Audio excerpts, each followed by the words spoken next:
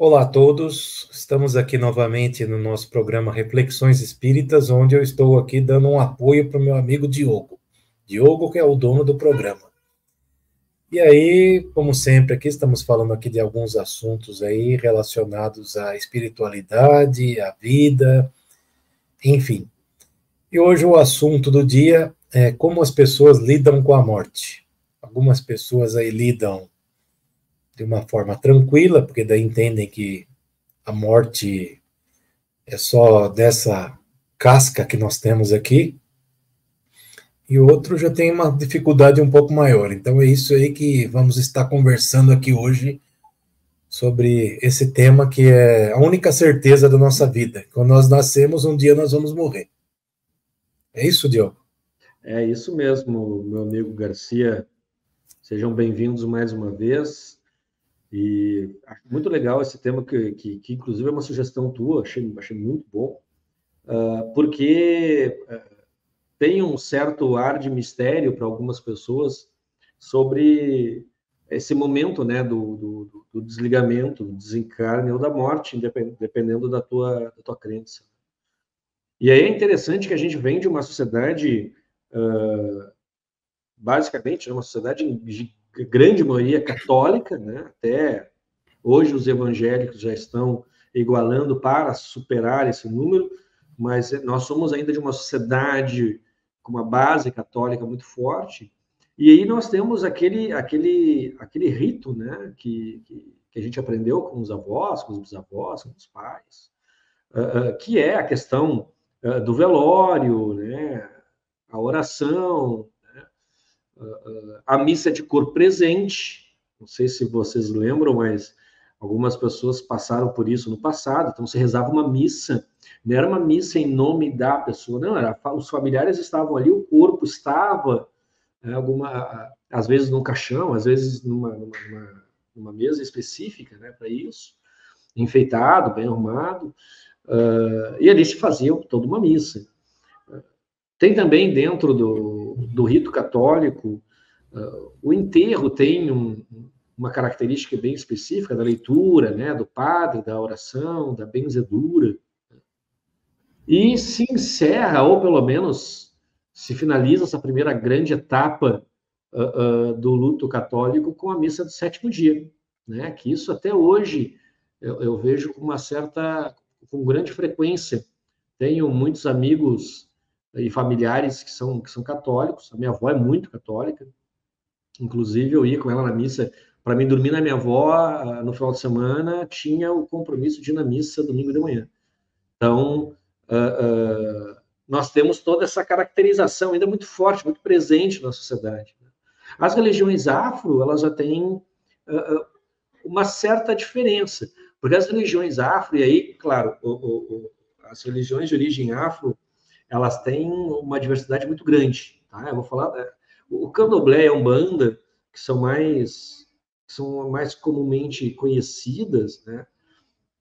Elas têm algumas cerimônias específicas. Por exemplo, o candomblé tem o axixê. O axixê é uma cerimônia que é feita dentro daquela terreira onde os familiares se encontram, a própria pessoa fazia parte, e ali é feito todo um ritual com cântico, com dança, com oferenda, para ajudar o espírito a chegar ao Urum, né, que é o mundo espiritual. Na Umbanda tem algumas sessões mediúnicas também, que são feitas para se comunicar com o falecido, não que seja uma comunicação direta, mas uma comunicação para a equipe de trabalho, para os orientadores daquele espírito. Então, na Umbanda também há uma ritualidade muito mais tímida, mas também existe. Na religião ou aquelas de origem protestante, né? Porque daí abre também um leque muito grande. Tem também seus lutos, tem também seus ritos fúnebres, né? A diferença maior aqui, quando a gente fala do protestantismo, e aí eu não estou querendo falar diferença de crença, não é isso, é puramente esse momento do luto.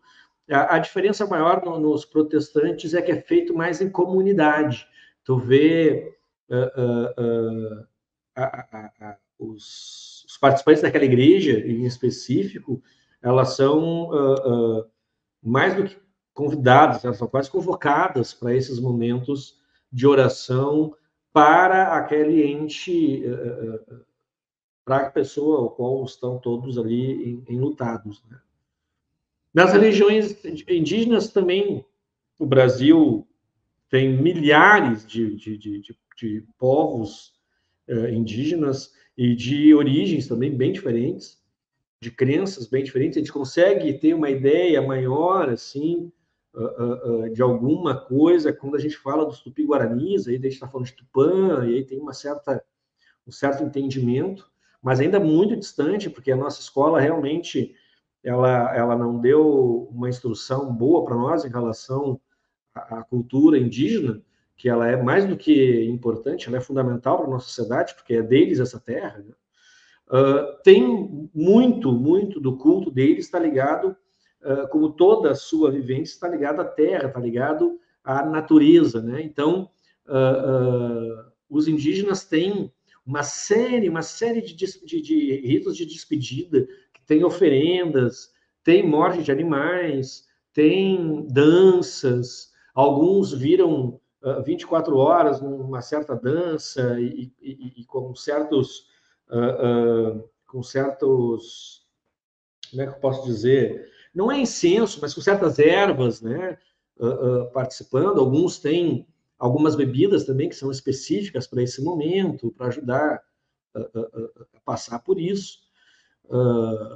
Então, aí está também um formato diferente, porque os indígenas eles são mais alegres em relação ao desencarne, né? Os indígenas eles têm a ideia de dar força vital para esse espírito através da natureza, para onde ao qual o espírito agora fará parte, né?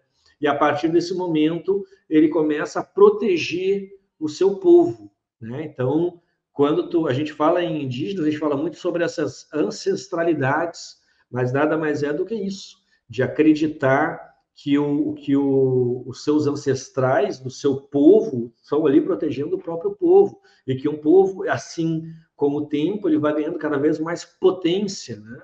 Porque também a sua crença vai crescendo junto com esse tempo decorrido, social.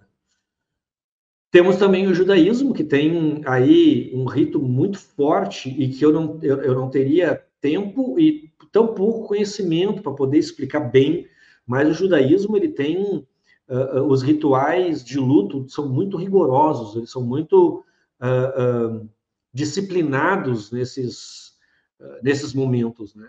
Eu posso comentar de dois momentos assim que são mais conhecidos, né? Um é o Shivá, né? Que é os primeiros 7 dias de luto, que é bem intenso. Eles ficam muito reclusos, muito fechados, demonstram. Eu não sei dizer, aí não é da minha especialidade, não sei se parece que eles não podem nem sequer sorrir, ver algum filme de humor, não pode dançar. É um momento muito fechado em que eles recebem assim apenas visitas de familiares e amigos muito próximos, assim. E são para momentos de oração, não são para momentos de confraternização. Assim. São para momentos de reflexão, conforto familiar e de oração. E tem o Kadish, onde eles, por 11 meses, a partir da morte do ente querido, por 11 meses, todos os dias de manhã, eles fazem uma oração específica, que é a oração do Kadish. Né? Então, morreu um parente teu hoje, tu começa amanhã a fazer o Kadish, e por 11 meses tu vai fazer esse Kadish todo dia pela manhã. Então, são bem rígidos, né, nesses. Além disso, tem toda uma questão de alimentação, tá? Tem uma questão de autocuidado, por exemplo. Tem, se eu não me engano, nesses primeiros 7 dias de Shivá, os homens não fazem nem a barba, tá? Então, é bem interessante de conhecer. Uma cultura riquíssima, que é uma base fortíssima da nossa sociedade, onde a gente se formou, né, por si só. Né?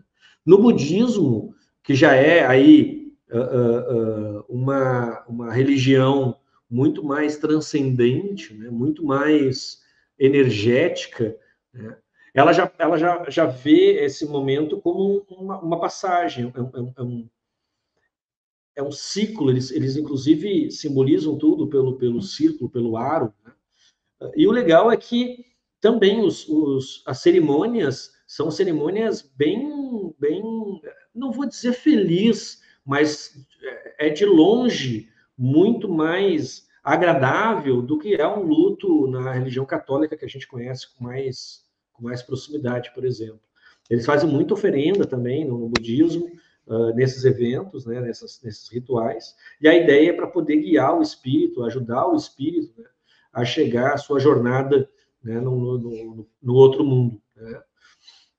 Também varia, o período de luto também no budismo ele varia muito de região para região. Tá? No Brasil, se eu não me engano, é um rito de 3 dias, tá? Mas também varia bastante. E aí no espiritismo, eu quero falar também sobre como é que se dá isso no Brasil, tá? Mas terminando esse resuminho muito rápido, e que eu acho muito pertinente em relação às religiões, né? O espiritismo ele tem então essa característica de conforto, né? Essa característica de acolhimento, né? O espiritismo, como eu já falei para vocês em episódios passados, ele se propõe, ele se coloca como o consolador prometido, né? E a partir daí, a gente pode entender, de certa forma, que o espiritismo ele tem uma conexão ou ele tem uma base da crença muito focada neste momento, que é o momento do desencarne. Uma das crenças mais fortes do espiritismo, uma das leis mais fortes da doutrina espírita é a lei da reencarnação, tá? Da vida continuada, né? Portanto, a gente acaba falando muito do nascimento, né, das pessoas e a gente às vezes esquece sobre o processo de desencarne. Inclusive no livro dos Espíritos há uma pergunta em relação a isso, aonde Allan Kardec pergunta para o espírito, se eu não me engano ali é um espírito de luz que ele se identifica, algo nesse sentido. E ele pergunta qual a diferença do encarne e do desencarne, como é que isso se dá e tal. E o espírito responde, olha, reencarnar é muito mais difícil, muito mais complexo que desencarnar. Porque nós temos tanto medo, né, desse momento do desencarne, que se cria essa ansiedade de como é que isso se dá no plano espiritual, como é que é feito, passa por perturbações e tal, e a gente vê um vídeo da nossa vida, como é que isso acontece, né? E a gente esquece de estudar muito o reencarne, né? O momento de entrada de novo no plano material, onde o perispírito ele é moldado entre você que está reencarnando e a sua mãe, há um magnetismo junto com uma equipe maravilhosa de trabalhadores para que comece a se formar ali um perispírito, que a partir do momento da formatação desse perispírito, ele vai ligando célula a célula desse feto e transformando também esse feto nas suas características, e aí até o momento do encarne. Então, o processo do encarne ele é muito intenso, muito complexo, e ele é longo, né? Há literaturas espíritas que dizem que o reencarne ele termina ali próximo dos 6, 7 anos de idade. Por isso que a nossa memória ela é muito... Ela parte dali, basicamente, né? Porque tu não está 100% ainda conectado neste corpo, tu está nesse processo de reencarnação, né?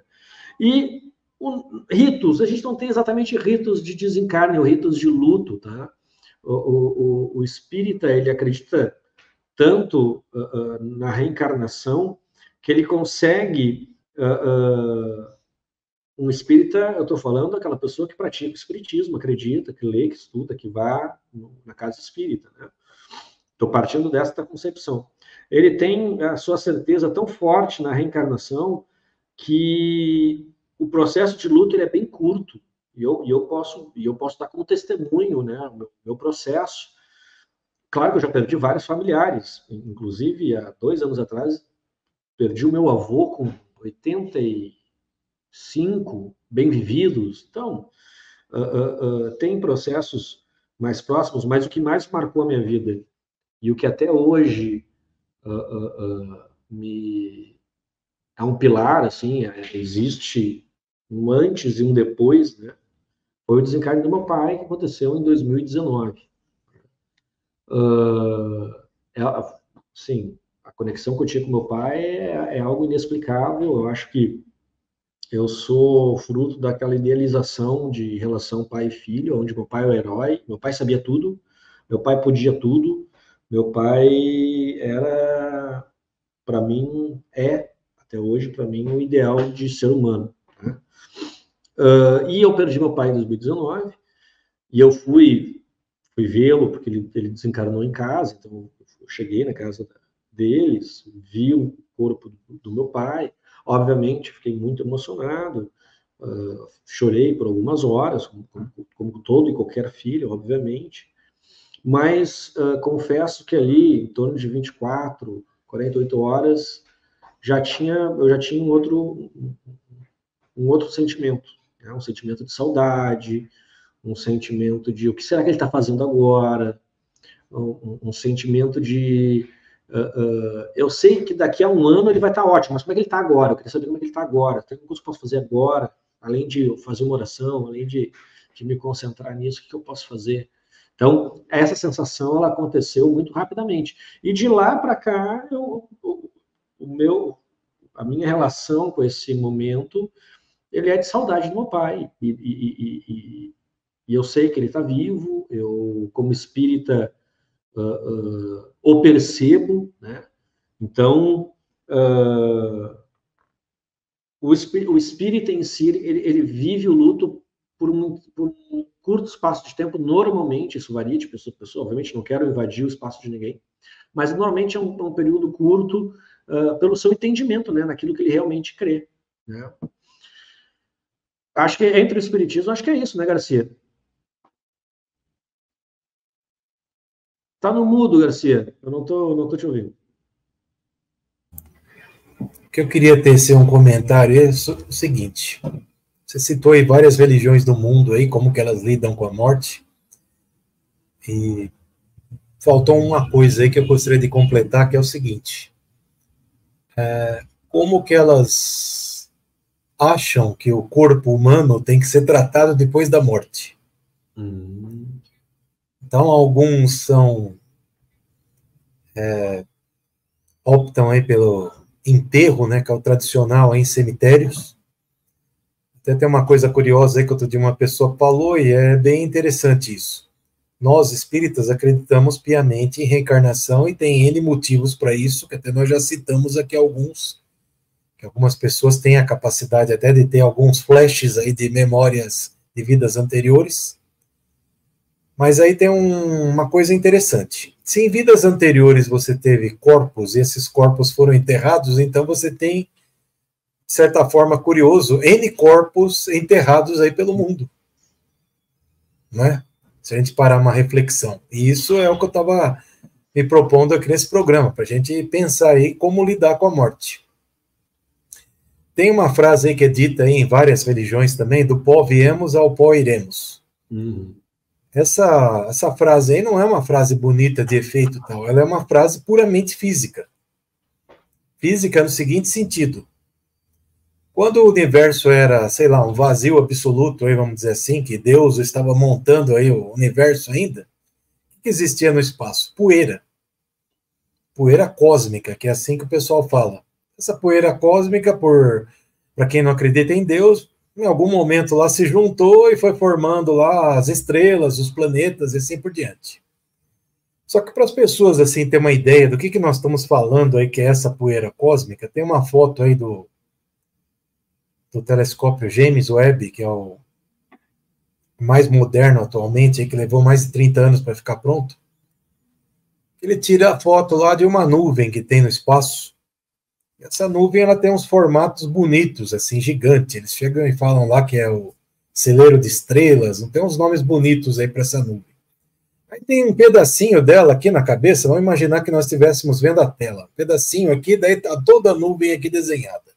Só esse pedacinho aqui da nuvem é 10 vezes maior que toda a largura do nosso sistema solar, que já é gigantesco. Então, quando nós falamos aí que em algum momento houve uma poeira aí, nós viemos dela, é o quê? Daí o Sol foi formado, o planeta Terra foi formado a partir dessa poeira. Em determinado momento lá na existência do planeta não tinha absolutamente nada aqui, só essa poeira agregada aí formando Terra, e em algum momento lá veio o dedo lá de um ser superior que é Deus e pegou e falou, a partir de agora vai ter criaturas aqui na Terra. E aí nós existimos. Bom, pois bem, então, como eu estava dizendo aí, tem algumas religiões aí que enterram, daí fica aí o corpo, outras cremam o corpo, outras colocam aí temporariamente aí numa caixa, depois retiram o corpo, usam os ossos até para ornamentos, né? E assim por diante. Então, isso também é um jeito de lidar a morte. Mas tem uma coisa assim que todas elas, e isso daí que é a que nós estamos tentando passar a mensagem aqui nesse programa, tem algo em comum. Que, independente da forma como os espíritas acreditam, que nós não somos mortais, nós somos eternos, só que nós estamos aqui nesse momento habitando um corpo, depois continuamos aí a existir. Todas as religiões que tem no mundo mapeadas, exceto aquelas religiões que não acreditam em nada, que daí não é religião, aí é uma forma de pensar, que infelizmente no mundo isso está crescente, acreditam sempre numa continuidade. Essa continuidade recebe vários nomes diferentes. No nosso caso aqui nós chamamos plano espiritual. Tem religiões que falam céu, que não é esse azul aqui, está se referindo a algo que está nessa direção. Outras religiões aí no passado, isso vem desde muito tempo atrás, né? Você pega lá os vikings, falavam de Valhalla, o local lá para onde você morria com glória, você ia lá para depois ter a vida eterna lá de coisas que você não teve aqui na Terra. Os romanos tinham os Campos Elíseos, que daí não é nome de bairro em São Paulo, para quem não sabe. Campos Elíseos é para onde os mortais romanos iam depois que morriam, né?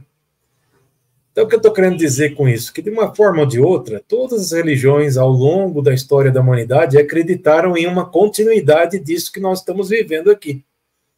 Então, isso também é uma forma de lidar com a morte, é acreditar que nós continuamos em algum local, seja a nossa essência, seja alguma coisa parecida aí, para quem não acredita em espírito, isso que eu estou querendo passar aqui um paralelo, nós continuamos existindo. Então, isso é uma forma de lidar com a morte bem interessante também por parte aí de todos. Acreditar que aquilo que existiu aqui não findou, que ele continua de alguma forma. Então, quando você pegou e falou, pô, eu fico pensando, fiquei, né, que você disse isso, o que meu pai está fazendo agora? Porque para você é nativo isso, você sabe piamente que há uma continuidade, né? E muitas pessoas aí também que acreditam no céu, que daí tem céu uma conotação também católica, eles também de vez em quando falam isso. O que será que está fazendo agora? Ah, senti meu pai, senti minha mãe, senti não sei o quê, tal. Só não acredita na reencarnação, né? Que para eles é assim, morreu, vai todo mundo para lá e fica lá, e está lotando de gente lá. E daí não sabe também de onde veio o povo para cá, mas está lotando lá. Mas isso foi só 300 anos depois do desencarne de Jesus, tá? Porque até 300 anos após o reencarne de Jesus, o catolicismo acreditava na reencarnação. Então, mas é que foram sofrendo aí mutações aí, né, nos conceitos aí. 476, que mudou tudo. Exatamente. Então, mas eu estou querendo passar o paralelo de hoje em dia, né? É interessante aí essa forma das pessoas lidarem com a morte, de acreditar que existe uma continuidade. Então, vamos dizer assim, eu acho que a esmagadora maioria do mundo ainda, apesar dessa degringolação que está tendo aí moral no mundo, ainda acreditam numa continuidade. Acho que é isso que é o importante que a gente frise aqui, né? Dessa continuidade aí, que daí você não termina aqui. Os faraós lá, dos egípcios, eles acreditavam piamente nisso, só que da forma meio deturpada. Eles achavam que em algum momento lá eles iam voltar lá, iam ter todos os bens deles, os tesouros, os exércitos e tudo mais, mas eles acreditavam numa continuidade também. Então é interessante para as pessoas aí que são céticas para esses assuntos que nós estamos falando, que elas possam fazer algum tipo de pesquisa. E isso é rápido. Um dia você vai na internet aí, principalmente com inteligência artificial e tal, pega e fala assim, me fala aí as religiões que acreditam em uma continuidade da vida. Vai vir lá uma lista de coisas aí e vão ver que o que nós estamos falando aqui é pertinente. E aí eu queria só fazer uma pergunta para você, que daí nós, no começo da conversa, nós falamos que não íamos falar disso, mas eu acho que tem uma liga aí que eu acho que é importante. Mesmo havendo essa ciência por parte de todos da continuidade da vida de uma outra forma, seja nas N religiões, ainda existe assim um medo da morte de algumas pessoas, mesmo acreditando que tem a continuidade. Isso no nosso meio também espírita, tá? Então eu queria ouvir de você o que você acha disso. Por que as pessoas têm essa medo de morrer se existe a continuidade? Excelente pergunta, Garcia. Até é um tema que eu convido as casas espíritas a colocarem mais nas suas palestras, porque é algo interessante. Por que o espírita tem medo da morte se ele acredita tanto na continuidade da vida, né? Por que ele tem essa reação, né? Na verdade, Garcia, não acredito que seja um medo da morte. Eu acho que na verdade, eu falando como espírita dentro das comunidades espíritas com qual eu tive contato, né? Eu não vejo tanto... Eu acho que o que a gente entende por medo da morte, na verdade, é o medo de um processo pelo qual essa pessoa não vai ter controle. E todo espaço ou situação em que a gente não pode estar no controle nos causa ansiedades. Sendo esse momento um momento de partida, aonde tu não estará fisicamente podendo abraçar o teu filho na formatura da faculdade, por exemplo, causa um sentimento de perda, mas não um sentimento de perda da vida, mas um sentimento de perda de momentos ao qual tu não vai poder participar. Conheci poucos espíritas que tivessem uma como é que eu posso dizer? Mais do que um receio sobre a morte. Eu acho que no meio espírita, e aí eu vou falar primeiro dos espíritas, porque é onde a gente está inserido é mais fácil, a gente é um terreno mais seguro da gente caminhar, porque a gente já estudou bastante sobre isso. No meio espírita, eu acho que o que acontece não é exatamente um medo da morte, mas sim o medo de sair do teu trem antes de ver algumas coisas acontecerem. Eu acho que isso acontece. Acho que se viesse para mim um diagnóstico fatal, por exemplo, obviamente eu ia chorar muito, ia ficar muito triste, total, mas acho que o que ia me doer mais não é eu chegar aos 80 anos. Como é que seria eu velhinho? Como é que seria minha aposentadoria? Como é que seriam... Não, acho que ia ser ver o meu filho se formar, conhecer a primeira namorada, ao ponto de eu poder dialogar com ela, querer ver que faculdade ele vai querer escolher, eu poder optar e conversar com ele de uma forma clara, porque eu não sei se meu filho, ao crescer, ele vai ser espírita ou vai querer desenvolver mediunidade para eu ter contato com ele de uma forma mais clara, entendeu? Então, no espiritismo, eu acho que é mais isso, é um receio de não participar de alguns momentos, sair antes do final da festa. Eu acho que esse é algo maior. Para outras religiões, e aí não vou citar para também a gente não ter nenhum hater aqui procurando algo específico, a gente não está preocupado com isso, a gente está querendo trocar ideias, informações e conhecimento. Acredito muito que algumas pessoas, mesmo tendo crenças muito fortes em suas religiões, sentem medo, ou porque acreditam muito na avaliação de uma terceira pessoa, e aí essa terceira pessoa não está bem esclarecida para ela, né? Porque se tu acredita que a avaliação da tua vida será feita por Deus, e tu acredita que Deus é onipresente, onisciente, e onisciente, onipresente e onipotente, ele vai te perdoar, até porque ele trouxe o filho dele para dizer isso, né? Então, te arrependa, né? Te arrependa, aprenda, não faça de novo e tá tudo certo. Tu vai ser aceito no reino de Deus. Então, se a pessoa tem essa situação, ela pode ter medo pelo fato de não conhecer Deus, ou de não ter uma imagem mais compreensível do que seja Deus, né? Ou a pessoa tem uma fragilidade forte na sua crença. Isso também é possível. Tá? Porque não vivenciou, talvez, uma experiência mais que conecte mais. Tem pessoas que precisam, né, passar por uma EQM, né, uma situação de quase morte, uma experiência de quase morte, para poder realmente acreditar numa outra coisa. Outras pessoas não precisam disso. Isso é muito, muito independente de cultura e de pensamentos. Mas eu acredito que seja, para algumas religiões, o fato de alguém te julgar e tu não tem muita certeza de como é que é o julgamento dessa pessoa. A gente pode falar, vamos botar Deus católico, que é o que a gente tem mais afinidade, assim, mais conhecimento. Tu não sabe se Deus vai te punir por ter dado um tapa no teu filho. Isso quer dizer, tu agrediu o teu filho, né? Para poder ensinar ele, porque era o que tu sabia fazer. Ou uma briga na escola, quando tu era mais jovem, ou comer carne na Páscoa. Tu não sabe exatamente qual é o peso, qual é as medidas utilizadas por essa pessoa para te avaliar. Então, isso vai te causar uma ansiedade, vai te causar um medo, né? Se tu acredita que Deus é 100% amor, e que ele é piedoso, misericordioso, e que ele realmente perdoa a quem realmente quer ser perdoado e arrependido, acho que não precisaria ter esse medo. Só que não tem isso exatamente introjetado. Tem outras religiões que acreditam na presença dos espíritos. Não há um mundo a se ir, há um mundo a se conviver. Tu vai agora, neste mesmo mundo, não estar mais presente entre os encarnados, e agora tu vai estar presente entre os desencarnados.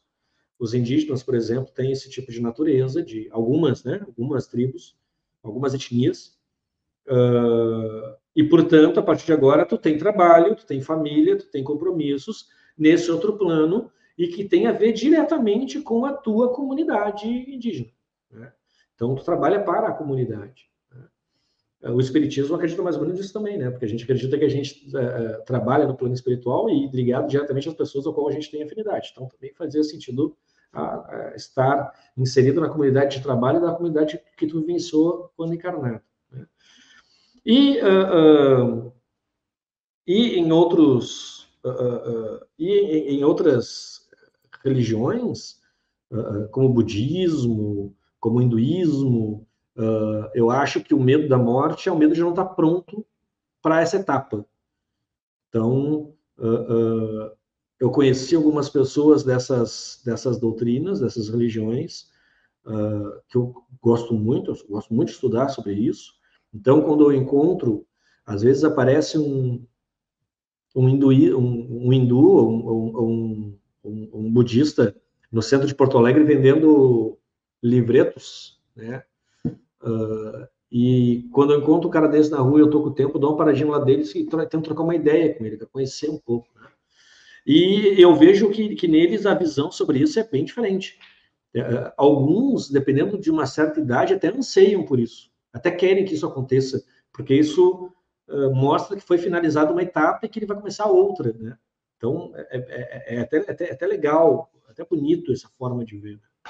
Mas acredito que as pessoas ao qual existe a nossa sociedade, que está ao nosso redor, no dia a dia, que pega um ônibus com a gente, anda na calçada, compra no supermercado que nem a gente, fica na fila do pão, a gente tem medo porque a gente não estudou o suficiente.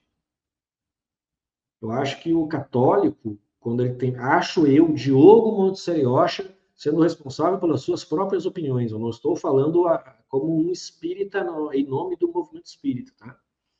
Eu acredito muito que a gente não foi estimulado da forma correta a estudar sobre as coisas.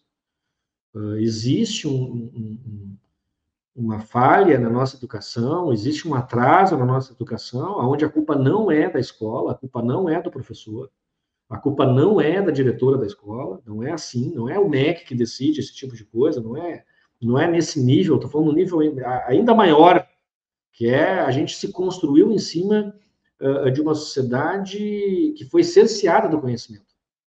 Era uma vantagem sobre as elites a gente não ter conhecimento. Então, a gente se atrasou em tudo. Né? Então, a falta de conhecimento, a falta de ler, é muito triste tu ver pessoas lendo a Bíblia, por exemplo, e não entendendo o que está escrito na Bíblia.